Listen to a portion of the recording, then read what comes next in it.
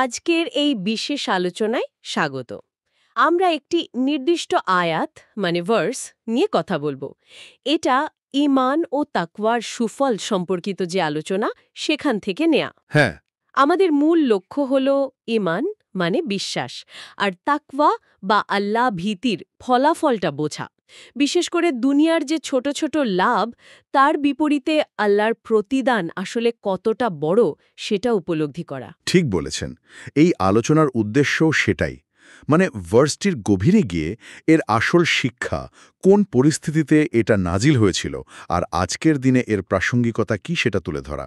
দেখা যাক এই পুরনো কথাগুলো আজকের জন্য কতটা সত্যি। হুম। চমৎকার।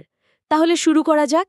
আমরা যে ভার্সটি নিয়ে আলোচনা করছি সেটি হল পবিত্র কোরআনের সূরা আল বাকারা আয়াত নম্বর ১০৩। আচ্ছা, আয়াতটি হল ওয়ালাউ আন্নাহুম আমানু ওয়াত্তাকাউ লামাজফুবাতাম মিন ইনদিল্লাহি খাইর লাউ কানু ইয়ালামুন। এর বাংলা অর্থটা কি দাঁড়া? এর সহজ বাংলা অনুবাদ হল, আর যদি তারা ঈমান আনত এবং তাকওয়া অবলম্বন করত, তবে আল্লাহর কাছ থেকে প্রাপ্ত প্রতিদান তাদের জন্য অবশ্যই উত্তম হতো, যদি তারা জানত। যদি তারা জানত। এই শেষ অংশটা খুব গুরুত্বপূর্ণ মনে হচ্ছে। অবশ্যই। আচ্ছা, এই ভার্সটা তো হঠাৎ করে আসেনি, নিশ্চয়ই এর একটা প্রেক্ষাপট আছে, মানে শানে নুজুল যাকে বলে। হ্যাঁ, একদম ঠিক। এর আগের যে ভার্স মানে ১০২ নম্বর, সেটার সাথেই এটা সরাসরি যুক্ত। সেখানে কিছু লোকের কথা বলা হয়েছে যারা কিনা মানে ক্ষতিকর জ্ঞান, যেমন ধরুন জাদুবিদ্যা, এসব চর্চা করত কেন করত? নিছক দুনিয়ার সামান্য কিছু সুবিধার জন্য। আল্লাহর বাণীকে তারা প্রায় অগ্রাহ্যই করেছিল। ও আচ্ছা। তো এই ১০৩ নম্বর ভার্সে আল্লাহ বলছেন, তারা যদি ওইসব ক্ষতিকর পথ ছেড়ে দিত আর ঈমান এবং আল্লাহ ভীতির পথে আসত, মানে তাকওয়া যাকে বলে, তাহলে আল্লাহর কাছে যে বিশাল পুরস্কার বা প্রতিদান পেত, সেটা তাদের ওই দুনিয়াবি ছোটখাটো অর্জনের চেয়ে বহু গুণে ভালো হতো। তার মানে এখানে একটা স্পষ্ট তুলনা, তাই না? হুম। একদিকে আছে ওই ক্ষণস্থায়ী, হয়তো দেখতে লাভজনক কিন্তু আসলে ক্ষতিকর পথ, হুম। আর অন্যদিকে আছে ঈমান আর তাকওয়ার পথ, যেটা হয়তো শুরুতে একটু কঠিন মনে হতে পারে, ঠিক। কিন্তু এর পুরস্কারটা চিরস্থায়ী আর সবচেয়ে ভালো। হুম। এই পার্থক্যটাই কি মূল বিষয়? একদম। আল্লাহ এই বুঝপরিত্য দিয়ে একটা মৌলিক সত্য আমাদের সামনে তুলে ধরেছেন। মানুষের একটা স্বভাব আছে তো, মানে চটজলদি লাভের দিকে ঝুঁকে পড়া। হ্যাঁ, তা তো আছেই। যদিও সেটা হয়তো লম্বা সময়ে গিয়ে ক্ষতিই করবে, কিন্তু আল্লাহ মনে করিয়ে দিচ্ছেন আসল এবং স্থায়ী কল্যাণটা তার কাছেই। আর এখানেই ওই জ্ঞানের ব্যাপারটা আসছে, যদি তারা জানত। হ্যাঁ, এই অংশটা খুবই গুরুত্বপূর্ণ। মানে সত্যতা জানার পরেও সেটা ঠিকমতো উপলব্ধি না করা বা সেই অনুযায়ী কাজ না করা, এটা আসলে একটা বড় দুর্ভাগ্য। তার মানে শুধু জানাটাই যথেষ্ট নয়, সেই জানা অনুযায়ী জীবনটাকে সাজানো, সেটাই আসল। নিশ্চয়ই। যারা জেদেও মানে না, তারা তো আসলে নিজেদেরই ক্ষতিটা করে। এই ভার্স থেকে আমরা কয়েকটা খুব জরুরি শিক্ষা পাই। প্রথমত, আল্লাহর কাছ থেকে সবচেয়ে ভালো পুরস্কার বা সোয়াব পেতে হলে ভিত্তিটা হলো ঈমান আর তাকওয়া। হুম। দ্বিতীয়ত, দুনিয়ার সামান্য লোভে পড়ে আল্লাহর হুকুম অমান্য করাটা, এর পরিণাম কিন্তু খুব খারাপ হতে পারে। খুবই ভয়াবহ হতে পারে। তৃতীয়ত, যারা তাকওয়ার পথে চলে, আল্লাভীরু জীবনযাপন করে, তাদের জন্য পরকালে বিরাট কল্যাণ অপেক্ষা করছে।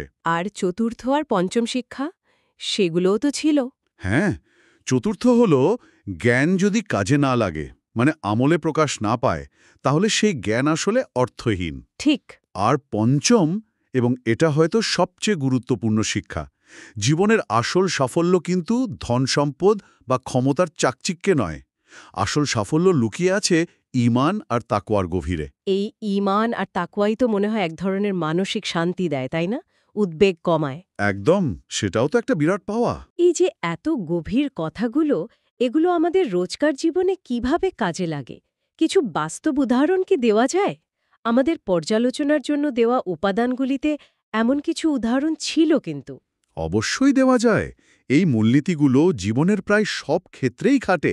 যেমন ধরুন, ব্যক্তিগত সততার ব্যাপারটাই যদি ধরি, পরীক্ষায় নকল করা বা ধরুন ব্যবসা একটু ফাঁকি দেওয়া। হ্যাঁ, অল্প সময় হয়তো কিছু সুবিধা পাওয়া গেল। ঠিক, কিন্তু এর মাধ্যমে যে ক্ষণিকের সাফল্য আসে সেটার সাথে যদি তুলনা করেন, পরিশ্রম করে যে জ্ঞান অর্জন করা হয় বা সৎ পথে ব্যবসা করে যে বিশ্বস্ততা পাওয়া যায়, সেটার দীর্ঘমেয়াদী কল্যাণ অনেক বেশি। অনেক অনেক বেশি। সেটার কাছে ওই নকল বা প্রতারণার লাভ কিছুই না। আচ্ছা। একইভাবে ধরুন সম্পর্কের ক্ষেত্রে ক্ষণিকের সুবিধার জন্য বারবার বন্ধু বদলানো, এটা কি ভালো? না, একদমই না।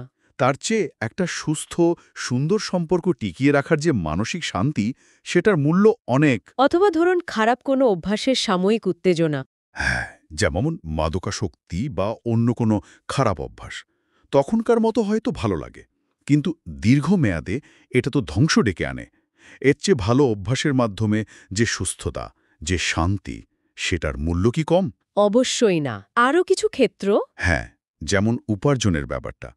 অবৈধ পথে বা শর্টকাটে হয়তো অনেক টাকা আসে। কিন্তু তাতে কি শান্তি থাকে, বরকত থাকে? সেটাই, হালাল পথে অল্প উপার্জন হলেও আল্লাহ তাতে যে বরকত দেন, জীবনে যে স্থিতি আসে, সেটার তুলনা হয় না। খেলাধুলার ক্ষেত্রেও তো এমন হয়, তাই না?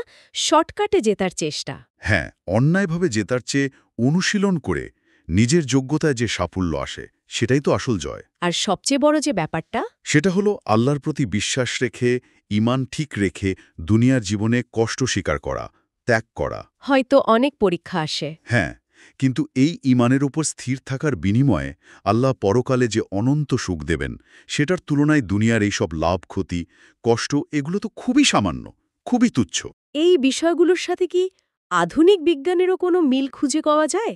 মানে অন্য কোনো দৃষ্টিকোণ থেকে? কিছুটা তো পাওয়া যায় বইকি। যেমন ধরুন মনোবিজ্ঞান। গবেষণা বলছে, যাদের ঈমান আছে, যারা আধ্যাত্মিক চর্চা করে, তাকুয়া মেনে চলে, তাদের মানসিক চাপ কম থাকে। জীবনে এক ধরনের স্থিতিশীলতা, শান্তি আসে। আচ্ছা। আবার দেখুন, সমাজবিজ্ঞানীরাও বলেন, একটা সমাজে যদি সততা, বিশ্বস্ততা, পারস্পরিক জবাবদিহিতা এগুলো বেশি থাকে, মানে যেগুলো তাকওয়ারই অংশ, তাহলে সেই সমাজে কিন্তু শান্তি, নিরাপত্তা এগুলো বাড়ে, অপরাধ কমে।